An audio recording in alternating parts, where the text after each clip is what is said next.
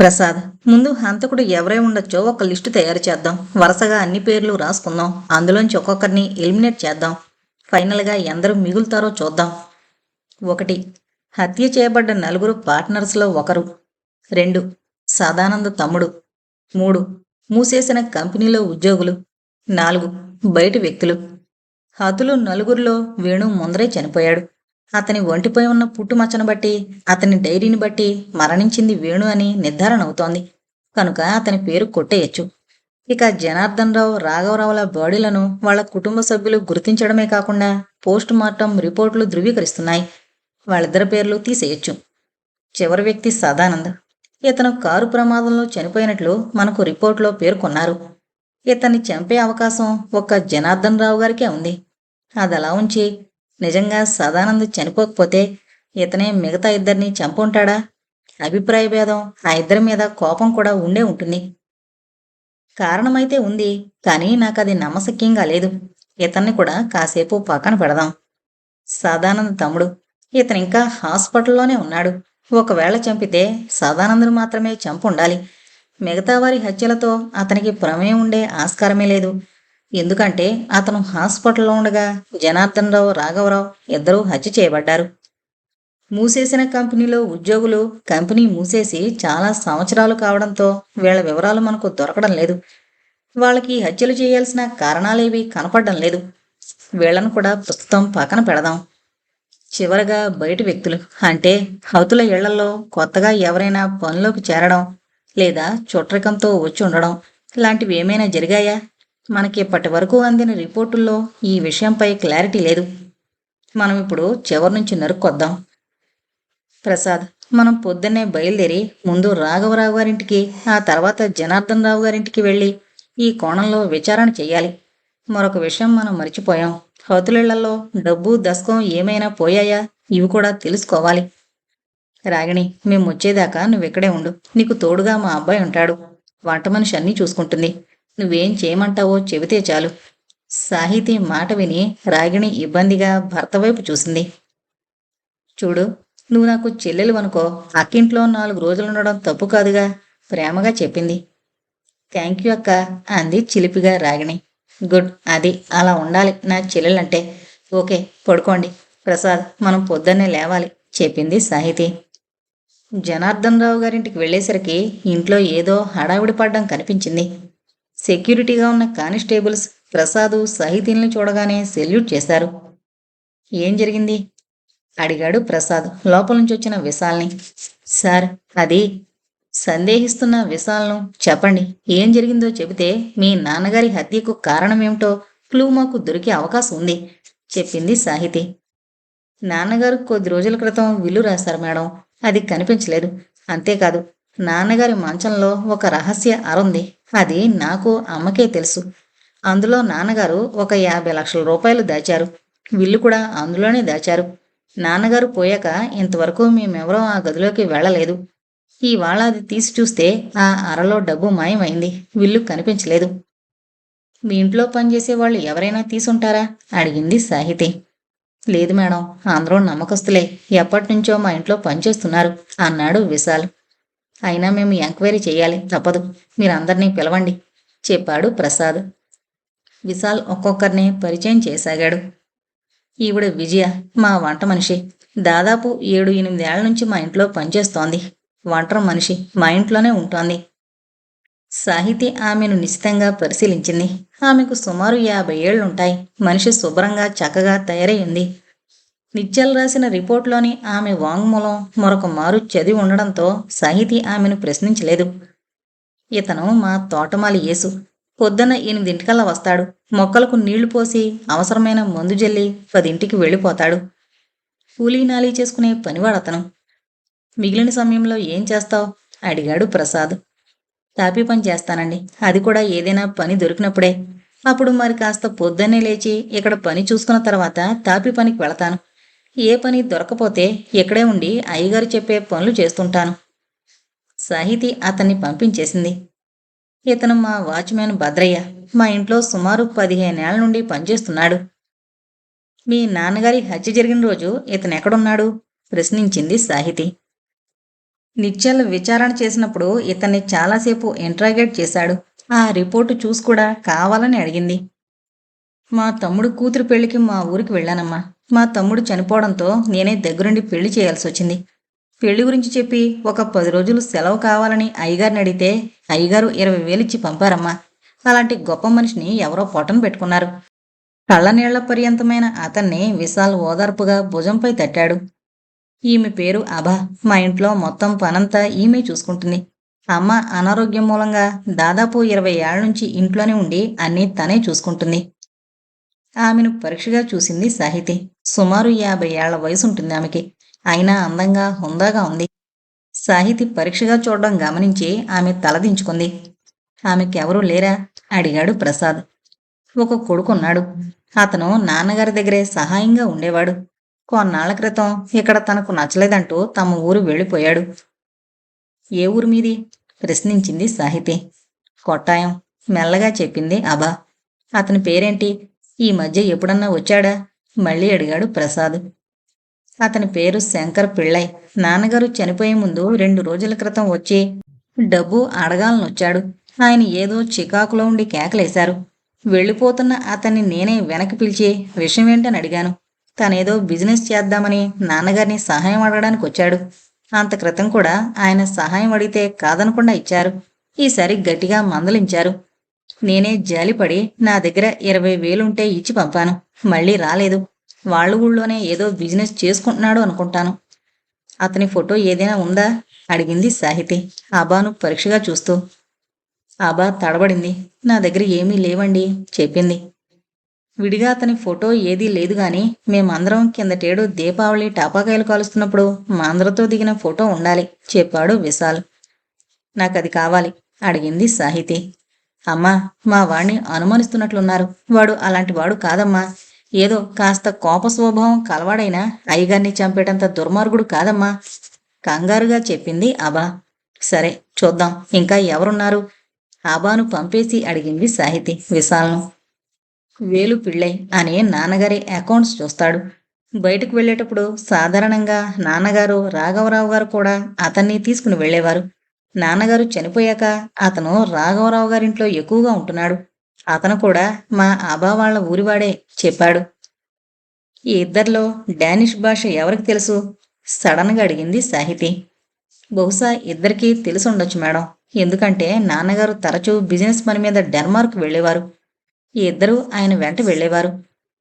సాహితి తల పంకించింది. ఆమె మరొకమారు ఫోటో విషయం గుర్తు చేసేసరికి విశాల్ ఇంట్లోకి వెళ్ళి ఫోటో ఆల్బమ్ తీసుకొచ్చాడు. ఆల్బమ్ పేజీలు తిరగేసి సాహితి, ఏది ఇందులో మీరు చెప్పిన ఆ ఫోటో చూపించు అంటూ ఆల్బమ్ విశాల్ చేతికిచ్చింది. విశాల్ ఆల్బమ్ పేజీలన్నీ తిప్పి చూశాడు. ఫోటో కనబడకపోయేసరికి ఒక్కో పేజీ నిదానంగా తీసి చూశాడు. లేదు, ఎక్కడో పడిపోయిందనుకుంటాను మేడం చెప్పాడు విశాల్. సరే, మేమిక వెళతాం అంటూ లేచింది సాహితి. కొంచెం కాఫీ తాగి వెళుదురుగాని మేడం అంటూ విజయను కేసి కాఫీ తెమ్మని చెప్పాడు. బయటకు రాగానే కమిషనర్ ఆఫీసుకు ఫోన్ చేసింది సాహితి. అబే ఫోటో దాచేసినట్లుంది. తన కొడుకును పట్టుకుంటామని. ఈ హత్యలు ఆ శంకర్ పెళ్ళైనే చేసుంటాడు అన్నాడు ప్రసాద్. ముందు రాఘవరావు గారింటికి కూడా వెళదాం. అక్కడ కూడా ఎంక్వైరీ చేశాక మనం ఒక నిర్ణయానికి రాగలమేమో చూద్దాం చెప్పింది సాహితి. అది సరే, అంత డబ్బు ఇంట్లో దాచారంటే అది బ్లాక్ మనీ అయి ఉండాలి. మనం ఈ దొంగతనం కేసు అఫీషియల్గా రిపోర్ట్ చేయొద్దు అడిగాడు ప్రసాద్. దానికి తొందర ఏం లేదు. అది నీ స్టేషన్ పరిధిలోకి రాదు. ముందు హంతకుణ్ణి పట్టుకోవాలి. అతనెవరో పట్టుబడ్డాక అన్ని విషయాలు అప్పుడవే బయటకొస్తాయి. దొంగతనం గురించి రిపోర్టు వాళ్లే చేసుకుంటారు. సాహితి చెబుతుండగానే ఆమె సెల్ ఫోన్ మోగింది. ఆన్ చేసి చెప్పు విశాల్ అంది. విశాల్ చెప్పింది విని, థ్యాంక్స్. పర్సనల్ విషయమైనా నాకు ఉపయోగపడే సంగతి చెప్పావు. నా దృష్టి అంతా ముందు హంతకుణ్ణి పట్టుకోవడం మీదే. నువ్విప్పుడే పోలీస్ రిపోర్ట్ ఇవ్వడం సరైన పద్ధతి. నిజాయితీగా మీకు చెందాల్సిందేదో మీకు అందుతుంది. డబ్బు విషయం తర్వాతైనా బయటపడుతుంది. ముందే రిపోర్ట్ ఇవ్వడం వల్ల తర్వాత ఏ ఇబ్బందులు రావు. ఎంక్వైరీ అఫీషియల్గా తొందరగా జరుగుతుంది చెప్పింది. రావు గారింట్లో విచారణలో వేలు పిళ్ళై వాళ్ల ఊరు మధ్యాహ్నమే వెళ్ళిపోయడం తెలిసింది. మిగిలిన అందర్నీ విచారించినా కొత్త విషయాలేమీ తెలియలేదు. 2 రోజుల తర్వాత విజయవాడ కమిషనర్ గారి ఆఫీసులో ప్రెస్ కాన్ఫరెన్స్ ఏర్పాటు చేయబడింది. దానికి బందర్ నుంచి పోలీసు అధికారులు కూడా వచ్చారు. కమిషనర్ గారు ఉపోద్ఘాతంగా ఆ ఇద్దరు ప్రముఖుల హత్యలు రాష్ట్రంలో ఎంత అలజడి సృష్టించాయో వివరించి, ఈ కేసును పరిష్కరించడంలో తమ పోలీసులు పడిన కష్టం, సాహితీ చూపిన చాతుర్యం మెచ్చుకున్నారు. వివరాలు చెప్పమని సాహితిని కోరారు.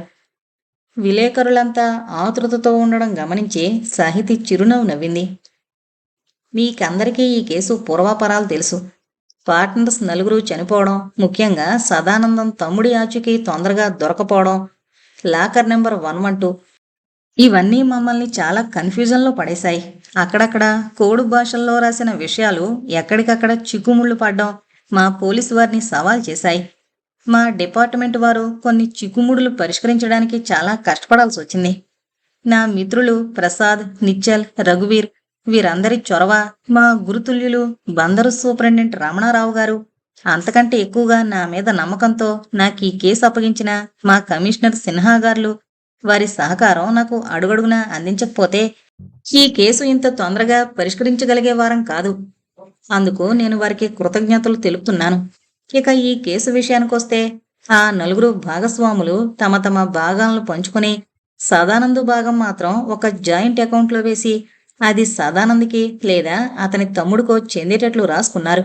అంటే ఒకరిపై మరొకరికి నమ్మకం పోవడంతో వేణుమాధవ్ ఈ ఏర్పాటు చేశాడు. ఈ అకౌంట్ వివరాలు, పాస్బుక్, తాము రాసిన అగ్రిమెంటు ఇవన్నీ లాకర్ 112లో దాచడం జరిగింది. అందరూ ఎందుకు అదే నెంబర్ లాకర్ తీసుకున్నారని ఆలోచిస్తే నాకు తట్టిన సమాధానం ఇది. 112 అంటే మన దేశంలోనూ చాలా దేశాల్లో కూడా ఎమర్జెన్సీ తెలిపే టెలిఫోన్ నెంబర్. అకౌంట్ ముగ్గురు జాయింట్గా ఆపరేట్ చేసేది కనుక ఎవరికే ప్రాణాపాయం వచ్చినా మిగతా వారికి తెలిసేలా ప్రస్ఫుటంగా ప్రకటించాలని ముగ్గురు అనుకుని అదే నెంబర్ అందరూ సెలెక్ట్ చేసుకోవడం జరిగింది. అందుకే వేణు తన డైరీలో కోడ్ భాషలో లాకర్ నెంబర్ మాత్రం రాసుంచాడు. నిజానికి జనార్దన్ రావు గారికి కానీ రాఘవరావు గారికి కానీ సదానంద్ యాక్సిడెంట్తో సంబంధం లేదు. అది ప్రమాదవశాత్తు జరిగిందే. అతను జనార్దన్ గారిని కలుసుకుని వెళుతుండగా జరిగింది కనుక అందులో జనార్దన్ గారి ప్రమేయం ఏమైనా ఉందేమోనని మేం కూడా కాస్త అనుమానించాల్సి వచ్చింది. ఇక జనార్దన్ రావు, రాఘవరావు గార్ల హత్యలు ఎక్కడా మమ్మల్ని అడుగడుగునా తప్పుదోవ పట్టించే ప్రయత్నమే జరిగింది. వేరే మనుషులెవరో ఈ హత్యలు చేసినట్లు మమ్మల్ని నమ్మించే ప్రయత్నాలు జరిగాయి. నన్ను ప్రతి చోట ఫాలో అవుతూ వచ్చారు. మీరు హంతకుడెవరో చెప్పకుండా సస్పెన్స్లో పెడుతున్నారు మేడం. సస్పెన్స్ భరించలేక అడిగాడొక జర్నలిస్ట్. సాహితి నవ్వింది. ఆ విషయానికే వస్తున్నాను. జనార్దన్ రావు గారు వ్యాపారవేత్త అని మనకు తెలుసు. ఆయన వ్యాపార నిమిత్తం మన దేశంలో కేరళ, తమిళనాడు రాష్ట్రాలకు, ఆ తర్వాత డెన్మార్క్, సింగపూర్ దేశాలకు తరచూ వెళుతుండేవాడు. దాదాపు 20 సంవత్సరాల క్రితం ఆయనకు కేరళలో అభతో అనుకోకుండా సంబంధం ఏర్పడింది. అప్పుడు వారికి పుట్టిన అబ్బాయే శంకర్ పిళ్ళై. అబకు అంతకుముందే పెళ్ళయింది. ఆమె భర్త రైలు ప్రమాదంలో చనిపోవడంతో ఆమె రైల్వే టికెట్ రిజర్వేషన్ చేసే ఒక ఫర్మ్లో పనిచేస్తుండేది. జనార్దన్ రావు గారు జబ్బుతో ఉన్న తన భార్యకు తోడుగా ఉంటుందని ఆమెకు ఆశ్రయం ఇచ్చి ఇంట్లో పెట్టుకున్నాడు. అబ మొదటి భర్తకు పుట్టిన అబ్బాయి వేలు పిళ్ళై. రాఘవరావు గారు అతన్ని కూడా తీసుకొచ్చి కామర్సు డిగ్రీ చదివించి తన దగ్గరే లెక్కలు చూడడానికి ఉంచుకున్నాడు. రాఘవరావు గారి కొడుకు విశాలకి ఇది నచ్చలేదు. తన తల్లిని మోసం చేస్తున్నాడని తండ్రిపై ద్వేషం పెంచుకున్నాడు. దానికి తోడు బిజినెస్ చేసుకుంటాననొచ్చిన శంకర్ పిళ్ళైకు తండ్రి 2-3 సార్లు డబ్బిచ్చి పంపడం, వేలు పిళ్ళైని శంకర్ పిళ్ళైని తనతో సమానంగా చూడడం కూడా అతనికి కంటగింపయింది. కానీ తండ్రి దగ్గర ఏమాత్రం బయటపడలేదు. బయటపడితే తనకు తెలియకుండానే వాళ్లకు మరింత సహాయం అందుతుందని అతని అనుమానం. అందుకే ఎవరో రాసినట్లు రాసి 3 బెదిరింపు ఉత్తరాలు రాశాడు.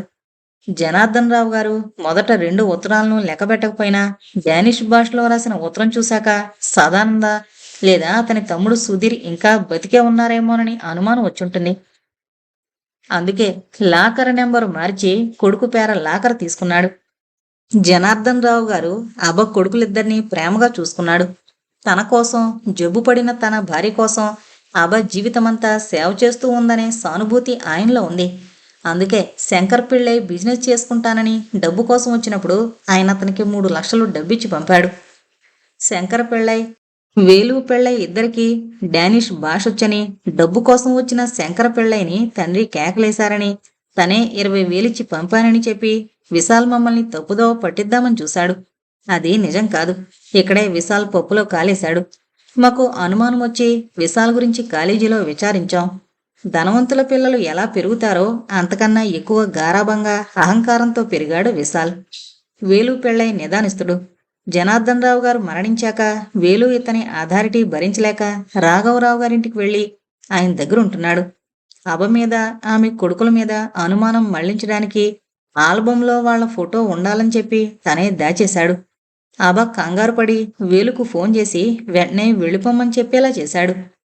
కొడుకు మీద అనుమానం లేని జనార్దన్ రావు గారు హత్యకు ముందు రోజు అబ కొడుకులిద్దరికీ వాటా ఇస్తూ విల్లు రాసిన సంగతి చెప్పేసరికి విశాల్ రాక్షసుడైపోయాడు. తండ్రి విల్లు రిజిస్టర్ చేస్తే తనకు మాత్రమే దక్కాల్సిన మొత్తం ఆస్తిలో కొంత భాగమే తనకు మిగులుతుందని భయపడ్డాడు. తనకు తెలిసిన లోకల్ గూండాలతో బేరం కుదుర్చుకుని తండ్రిని అంతం చేశాడు. విల్లు డబ్బు పోయాయని నాతో అబద్ధం చెప్పాడు. రాఘవరావు గారిని చంపిన హంతకులను కూడా పట్టుకున్నాం. మేడం, మీ మాటకు అడ్డొస్తున్నందుకు ఏమీ అనుకోవద్దు. మరి రాఘవరావు గారిని హత్య చేసింది ఎవరు? ఎంతకు విశాల్ని అరెస్టు చేశారా? అడిగాడు మరొక జర్నలిస్ట్. రాఘవరావు గారిని హత్య చేసింది కూడా విశాలే. సరిగ్గా చదువుకోకుండా విచ్చలవిడిగా తిరుగుతాడని మొదట్నుంచే రాఘవరావు గారికి ఇతనిపై సదభిప్రాయం లేదు.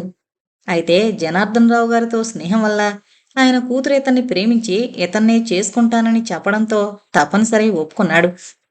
జనార్దన్ రావు గారి హత్య జరిగిన తర్వాత రాఘవరావు గారు విశాల్కిచ్చి పెళ్లి చేసే ఉద్దేశం లేదని తన కూతురు శ్రీదేవికి స్పష్టంగా చెప్పడమే కాకుండా అసలు జనార్దన్ రావు గారి హత్యకు విశాలే కారకుడేమోననే అనుమానం కూడా వెలుగుచ్చాడు.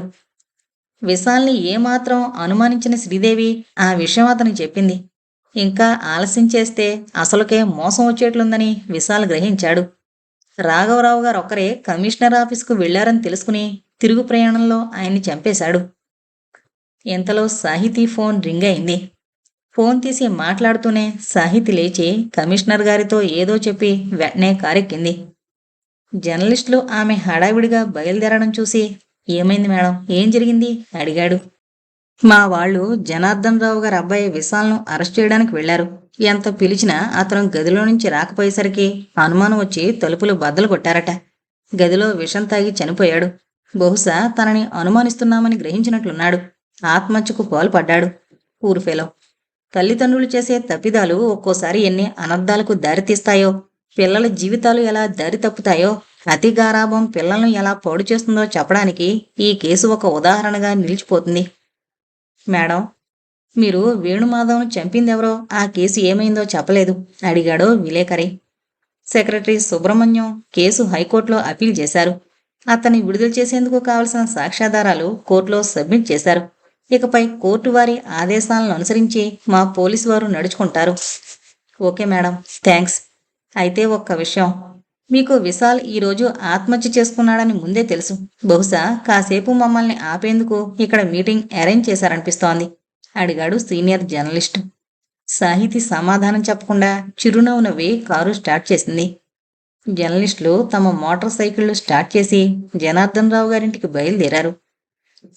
ఇంతటితో లాకర్ నెంబర్ 112 అనే నవల కంప్లీట్ అయిందండి. ముందుగా మన ఛానల్ను సబ్స్క్రైబ్ చేసుకోగలరు. ఇలాంటి డిఫరెంట్ అండ్ వెరైటీ నవలలు మన శ్రోతల్లో ఎవరికైనా తెలిస్తే నాకు తెలియజేయగలరు. నేను వాటిని చదవడానికి ప్రయత్నం చేస్తాను. Thank you.